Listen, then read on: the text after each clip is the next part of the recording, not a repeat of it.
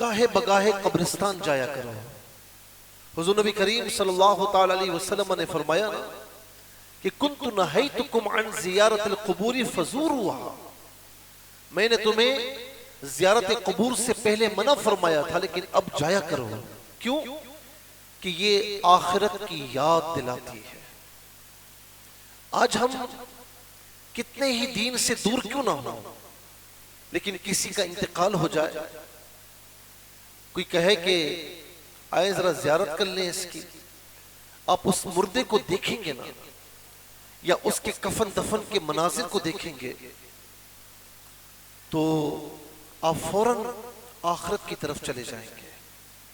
آپ فوراً اللہ تعالیٰ کا خوف آپ کے دل میں آنا شروع ہو جائے گا.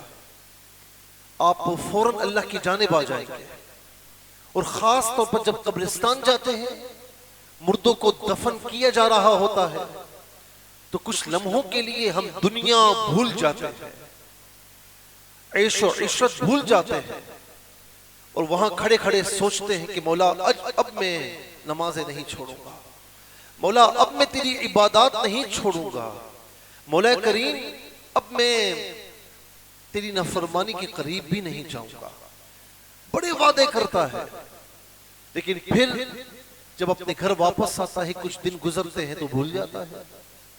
اس لیے فرمائے کہ گاہے بگاہے قبروں کی زیارت کے لیے جایا کرو.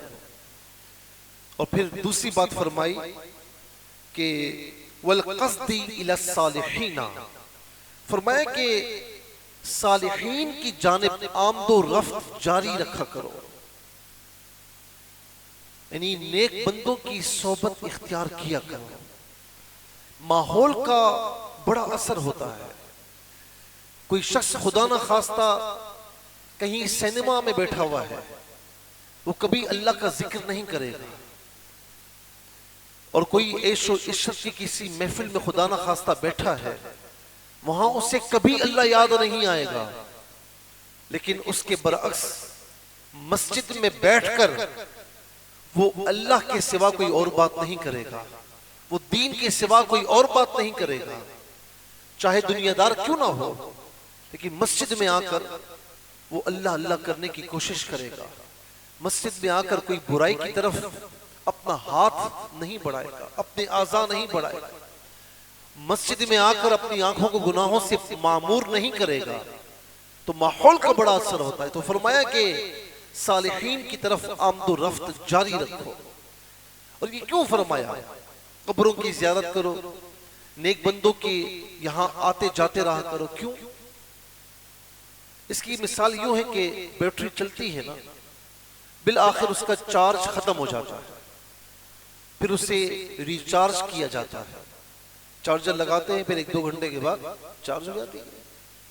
ایسا ہی ہوتا ہے نا.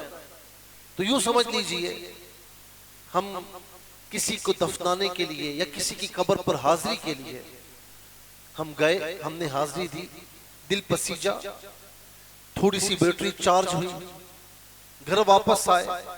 اب کچھ دنوں کے بعد وہ بیٹری یوں سمجھنے کہ ختم ہونا شروع ہوتی ہے، پھر دوبارہ آپ جاتے ہیں، دوبارہ چارج ہو جائے گی. تو اس بیٹری کو بار بار چارج کیا کرو. صالحین کے پاس بیٹھو گے، اللہ کا نام سنو گے، اللہ کے احکامات سنو گے، رسول اللہ صلی اللہ علیہ وسلم کی سیرت کو سنو گے، تو آپ کی روحانی بیٹری چارج ہوتی رہے گی. اگرچہ گھر واپس آ جاؤ تو کچھ عرصے تک اس کا تأثر، اس کا اثر رہتا ہے، لیکن کچھ عرصے کے لیے موقوف کر دیں تو وہ اثر جاتا رہتا ہے. لیکن کچھ عرصے کے بعد دوبارہ آپ صالحین کی صحبت میں آ گئے، پھر دوبارہ آپ کی بیٹری ریچارج ہو جاتی ہے.